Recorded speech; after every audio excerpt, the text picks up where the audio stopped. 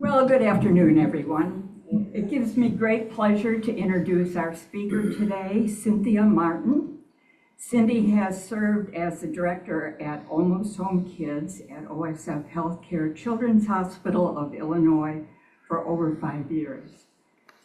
With nearly 20 years experience at OSF Healthcare, Cindy has held several positions of leadership across the organization. Before assuming her current role, she was the Director of Women's Services at OSF Healthcare St. Francis Medical Center. Cindy holds a master's degree in nursing from OSF Healthcare St. Francis Medical Center College of Nursing. In addition to her leadership role, Cindy is an adjunct professor of nursing at Bradley University and OSF Healthcare St. Francis Medical Center College of Nursing.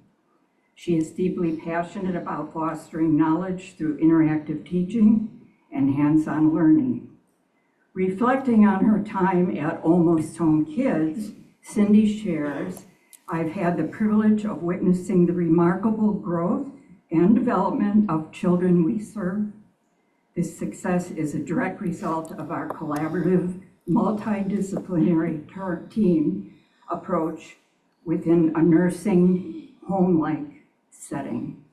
So prepare to be amazed by what you're going to learn from Cindy, and please join me in giving her a Peoria-North Rotary a warm welcome.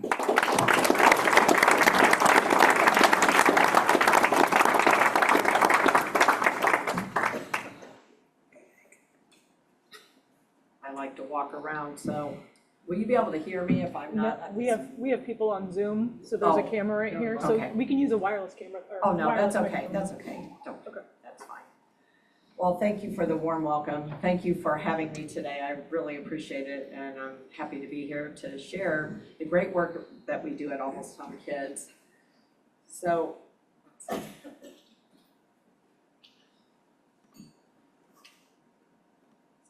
hang on, hip. What are we doing? Try it now.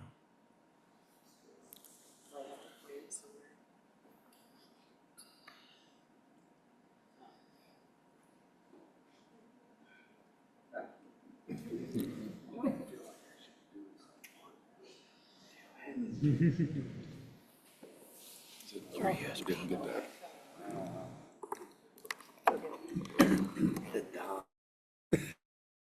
Come on now. How about that?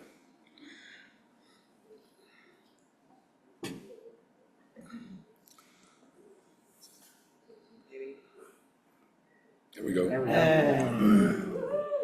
It helps when it's plugged in. all right. Hang on, I'm going crazy here. This is, I wanted to start the presentation off with a picture of us with one of our kiddos, and that just demonstrates the compassion and the care that our clinical staff provide to our kids at Almost Home Kids. So Almost Home Kids, we opened a Peoria location in 2018. There are 2 other locations in Chicago, one in Naperville, that's where the Almost Home Kids concept started in 1999. And then they opened a location in Chicago, downtown Chicago in 2012 at on top of the Ronald McDonald House. So 2 moms actually who had medically complex children actually decided and came up with this concept to actually start something like Almost Home Kids. So I'm gonna share exactly what we do. And then that's a picture of the Peoria location. So any of you that grew up in Peoria, we are located on Hamilton Road in Peoria Rolling Acres, where the old Quee Golf used to be. I golfed there many times as a child.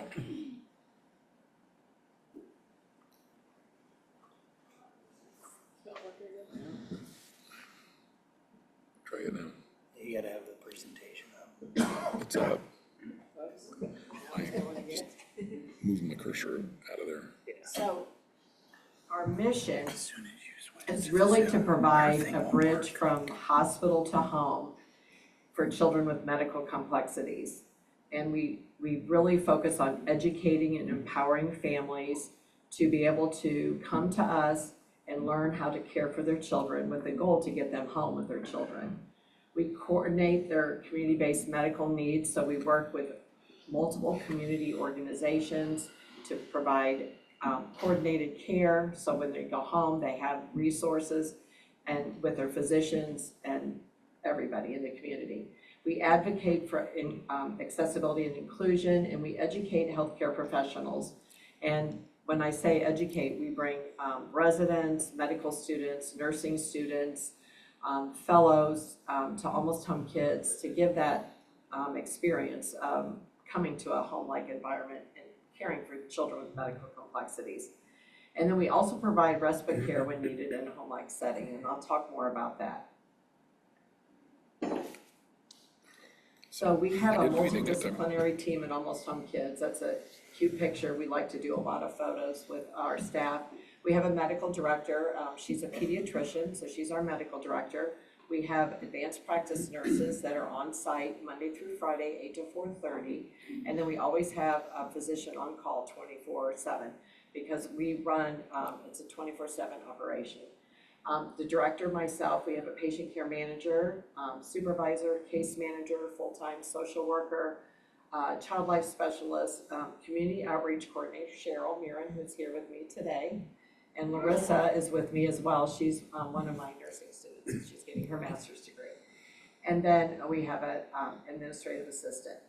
So when we talk about Almost Home Kids, we provide transitional and respite care. So transitional care is a child comes from a hospital-like setting to Almost Home Kids, and we provide education and training for their families. And so with the goal for them to be able to go home within 120 days of coming to us. Now, there's a lot of challenges when we try to get them at home. So there's a shortage of nurses. I've been a nurse for 43 years, and so there's a lack of home nursing. So when these kids go home, they have a breathing tube in their throat. They might have a machine that's helping them breathe. They might have feeding tubes. And so you really, besides training the families, we need to have home nursing so that the families have support. A lot of these families have multiple children. So that's the goal. And sometimes we have difficulty getting the kids home in that 120 days. We have actually kids that have been with us for 5 years, and I'll talk about that a little bit. Respite care is really to provide families that meet the criteria are allowed 14 days a year for respite care. So respite care meaning the family might have a family emergency, they might want to take a vacation, they might have, one of the caregivers might need to have surgery, and so they need help. And so that's what we provide.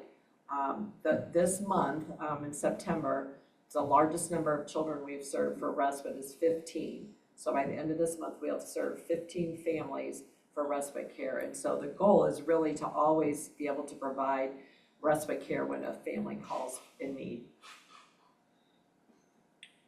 And some of the challenges I talk about, there's lack of respite care, there's lack of places like Almost Home Kids across the country. There's only 3, 2 in Chicago and then 1 in Peoria.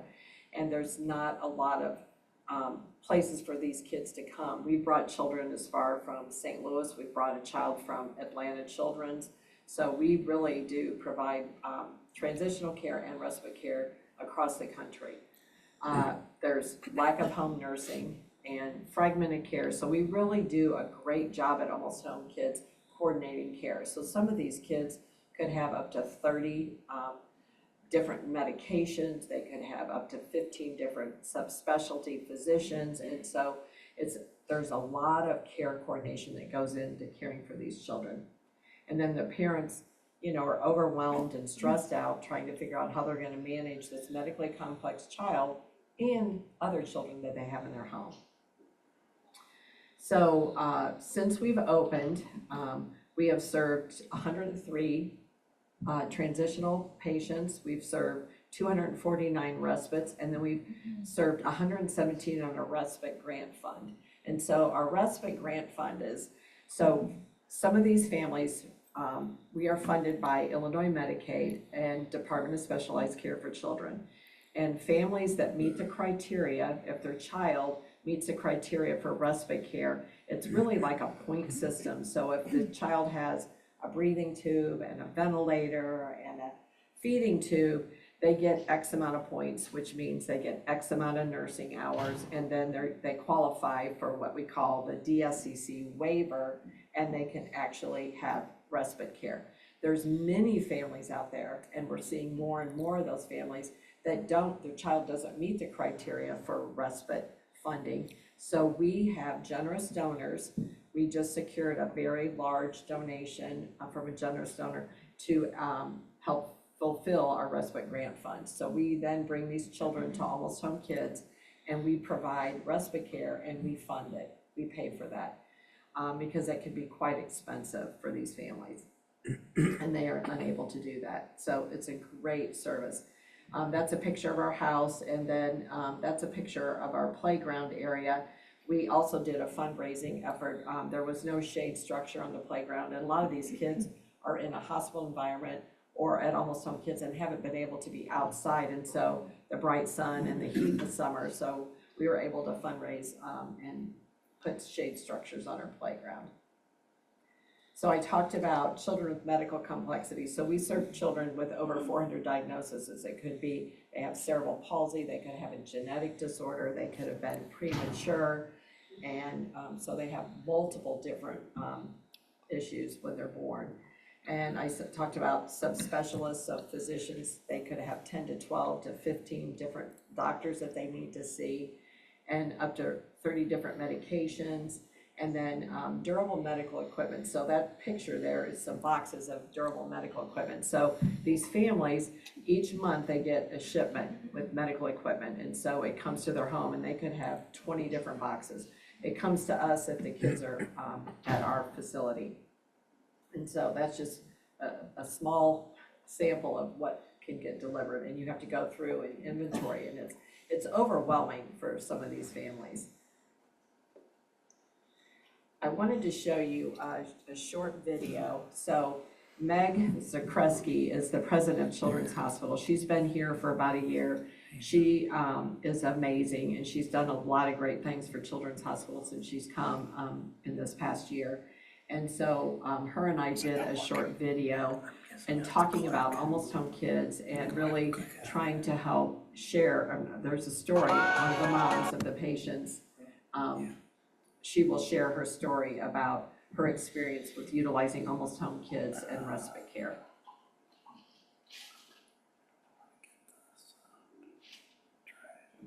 I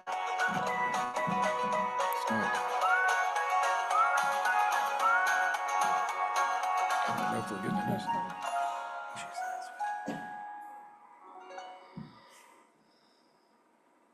Hi, I'm Meg Zakreski, president of OSF Children's Hospital of Illinois. Welcome to Meg's Marvels, their story, our mission, where we share powerful patient stories and highlight the amazing team. This episode takes us just outside the hospital to a very special place, Almost Home Kids.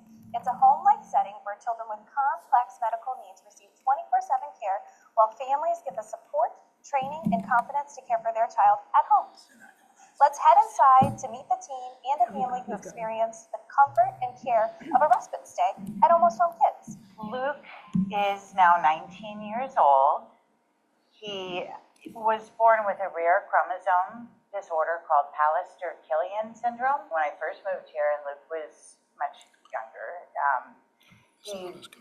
I had no help at all, and I had in other cities where I had lived.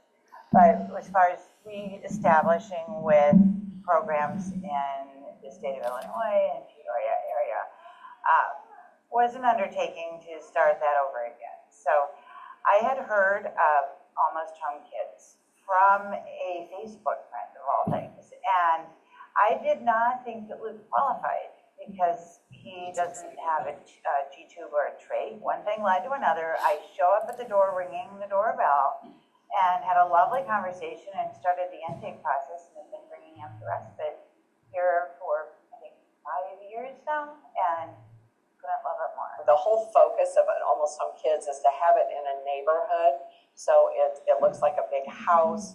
It's set up like a big house, so to make it a warm, inviting environment. And we provide care to children from birth to age 22.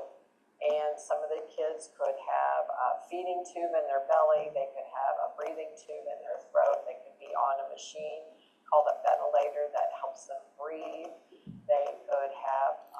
cerebral palsy, they could have genetic disorders of some sort. He needs assistance with all of his daily living skills, if not completely done for him. And it is such a relief to be able to bring him to Almost Home Kids, where I know there is a team of nurses and volunteers and people who will engage him, care for him, monitor him at night, so that there is no worry if I am out of town, for example, and not having any other family here. It has been a godsend to have this 1 to 2 weeks a year. And I've been extremely grateful for the grant. So as a widowed single mom, it makes a world of difference. The team at Almost Home Kids shows us what it means to extend care beyond hospital walls, offering compassion, comfort, and confidence when families need it most. If you'd like to support this incredible program, see the link below. Thanks for watching Meg's Marvels, their story, our mission. We'll see you next time for more stories of healing, hope, and heart.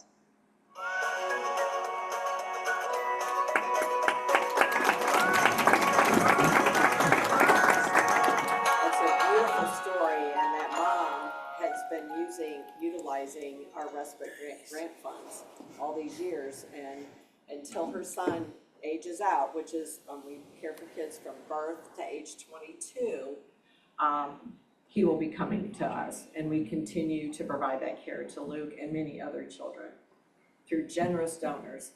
We rely heavily on generous donors. And so some of our programs, we work within the community. So we've had a scholarship from Communication Junction. So this was a very nice lady who provided sign language classes virtually to our kids and to our staff, because a lot of these kids are unable to verbalize. I mean, we have kids that are 5 and 6 years old, they've had a tube in their throat and they can't talk. So learning sign language. So through generous donors, we've been able to provide sign language class. We've had storytellers come from the Peoria Public Library. We have pet therapy. Sadie is our favorite pet. She comes and sees the kids, and the kids absolutely love it. Some of these kids have never been around an animal.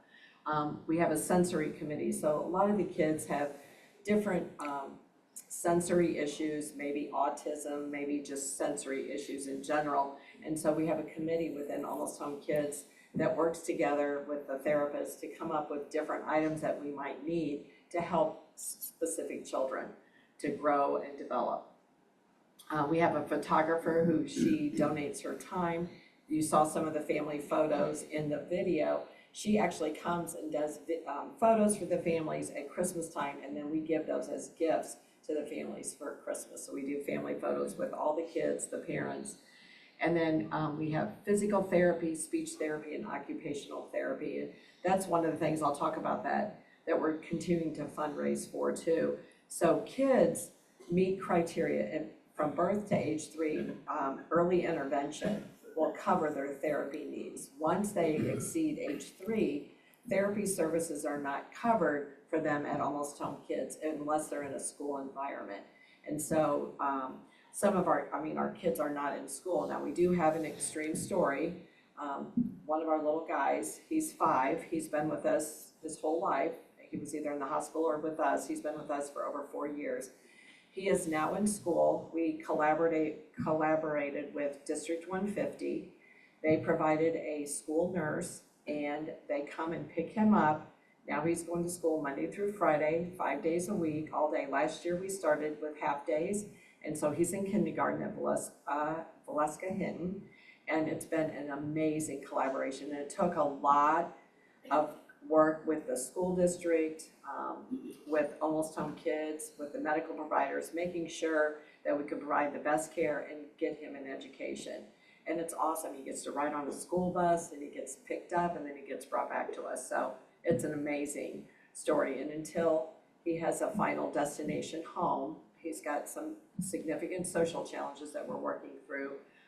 But at least now he actually gets to live somewhat of a normal life. I mean, he's got a tube in his throat, he's on a breathing machine, but he goes to school, and he's super smart kid, and he's sign language, he does signing.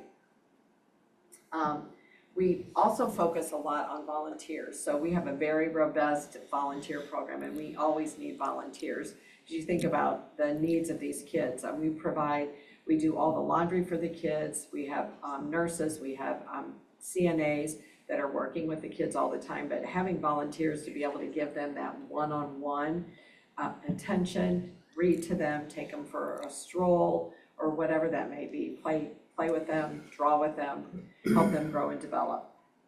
And those are recreational volunteers. Then we have administrative volunteers who can support us in a variety of ways with office assistants, that type of thing. And we have facility volunteers that come and do work around the house. Actually, Epic has come and helped to do stuff, so we really appreciate that. Help clean off furniture, help clean up around outside. We've had church groups come and help lay mulch.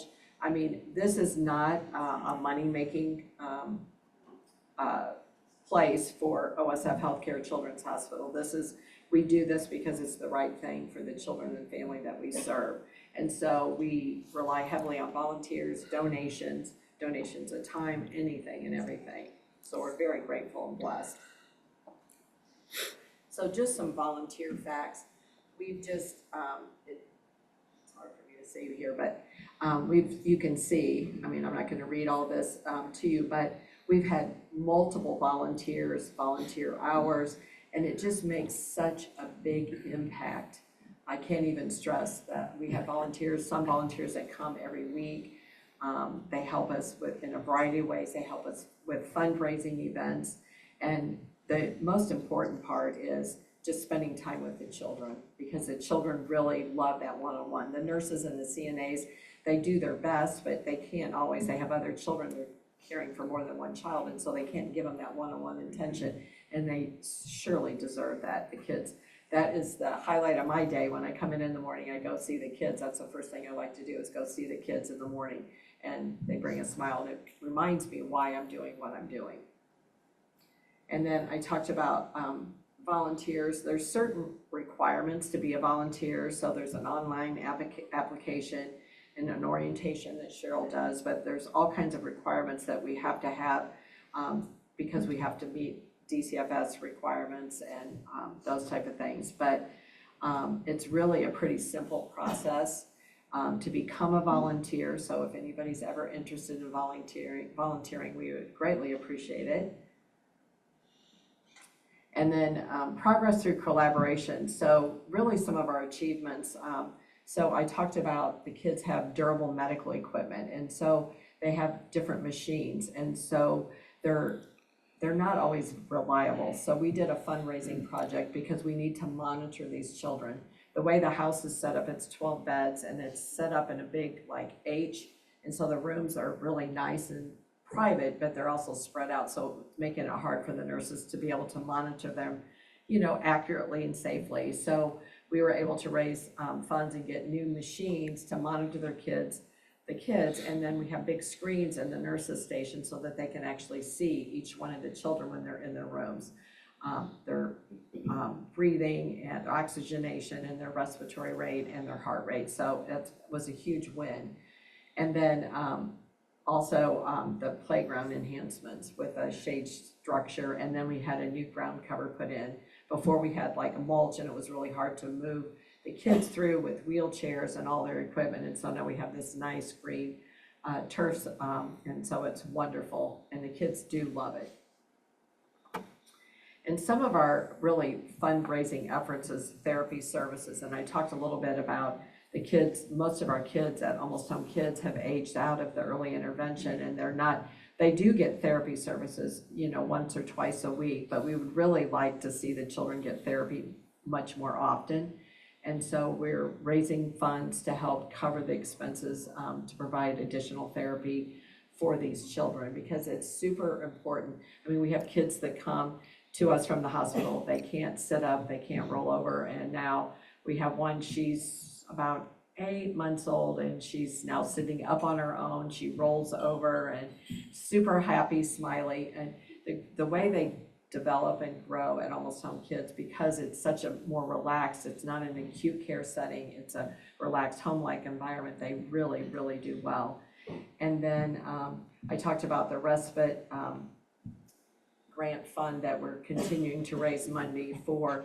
When I came in this role 4.5 years ago, we had $800,000 and it's dwindled down to about $200,000. So it's super important to be able to provide ongoing free respite care for these families that are in such need.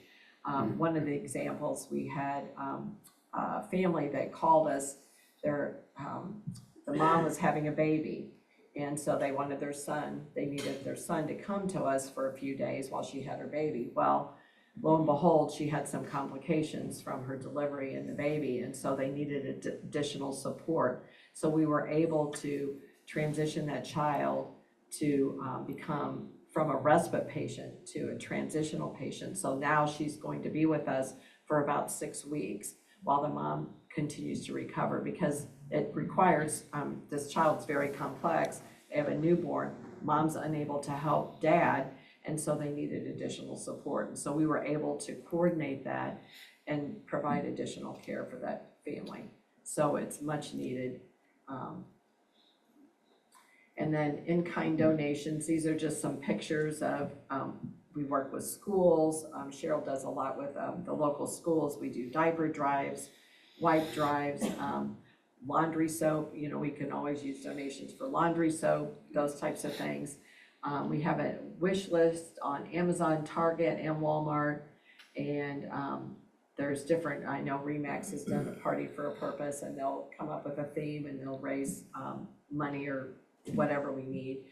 Gift cards are always a nice thing. So we offer families that have challenges with transportation. We provide transportation through Uber, or we provide gas vouchers for them to be able to travel. Some of these families have to travel 2 or 3 hours to come see their child, and so it's an expense as well.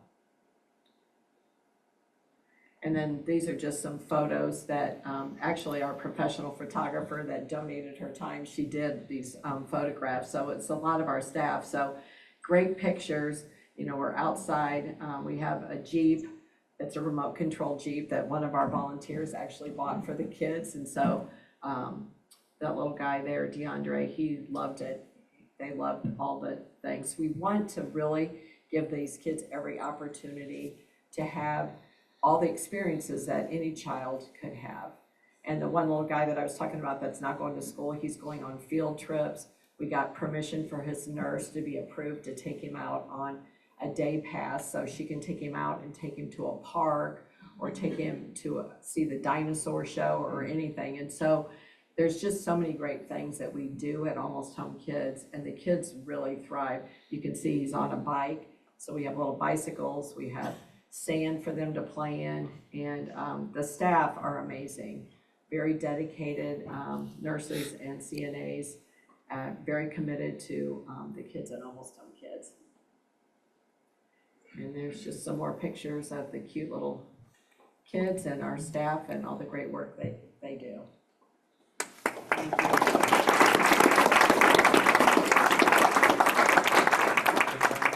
Any questions? Any questions? I'm curious, you mentioned that you have the kids up to age 22. Where do the kids go after that? Yes. It's really, there really isn't. There really isn't. And it's very sad. I mean, if I had millions of dollars, we need a long-term care facility here in this area, so that then we could transition the kids to long-term care that's focused on kids with medical complexities that go into adulthood, and there really isn't a lot of programs for them, as you know, right? And so it's very hard, and some of these kids end up in long-term care. That's not really what we want to happen. I'm very blue, if anybody's done colors, and so that's the last place I want a child to end up. So we really do our due diligence to try to find good places for these children if they're in DCFS custody, or there's just all kinds of social challenges. So we do our very best to help these families. We want them to be successful, so we do as much as we can to help them be successful. Yes. What would you ask of us? Oh. I don't want to offer you, a blank check or anything, but what, How can you help? Honestly, if you want to volunteer, there's cards on the tables that with information on all the tables, plus we put additional information on the back table. Tried to put a newsletter.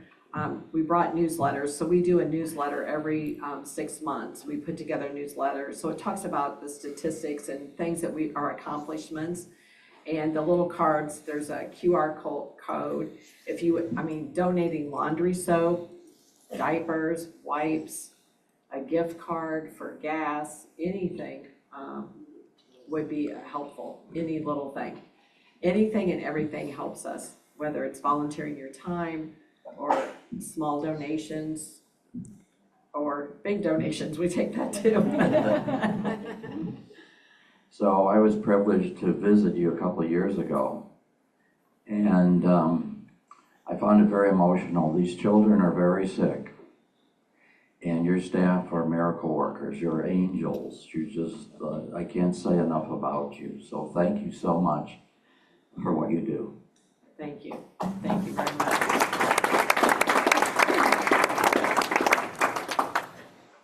It's my passion, and I feel I'm ending my career in the next few years, and this is a great way to me to go out of many years of a nursing career.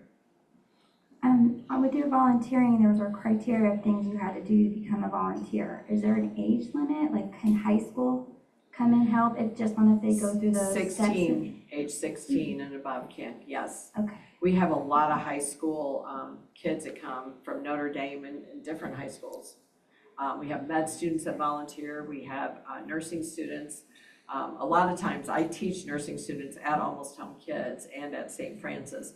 And after they've had some time as nursing students, a lot of times my nursing students want to come back and volunteer. Bradley is a huge supporter of Almost Home Kids. They do a lot for us, a lot of fundraising, a lot of support in a lot of ways. So I'm privileged to work at Bradley and give back my time to them to teach. So, any other questions?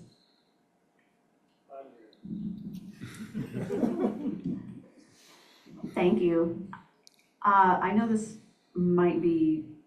there might not be a definite figure, but what would be the average cost of respite care through the grants for a family? So they charge by the hour, if you can believe that. So it's an hourly charge, but it's roughly for 1 day stay, it's around $13.60. That's about how much it is for a family. So per day. 13,000 or 1,360. That's the ballpark. I think it's $1,348 or $50, something like that. But that's how much it costs per day. So these families, that don't meet the kids don't meet the criteria. The kid requires full-time care, but again, it's on a point system. And that was, to me, a big learning opportunity. I had no idea that that's how they determine if these families can get in-home nursing or if they can get any kind of respite care, anything. And so there's so many families out there that continue to come forward that don't have any respite funding at all. And so that's why I'm pretty passionate about being able to do this for these families and the kids love it. And we even do it on a trial basis. We have parents that come to us and they've never left their child, and we're like, you can come and bring them for one night and see how they do and see how you do, see if you are okay. And once they do that, then they keep coming back, because the nurse, I can't even express the great work that we do there and the individualized care. And the nurses, obviously, they all become very attached. We're attached to the kids. That's the problem. You get very attached and then you don't want them to leave, but you do want them to leave, if that makes sense. But you want, it's hard not to be attached to them. Any other questions?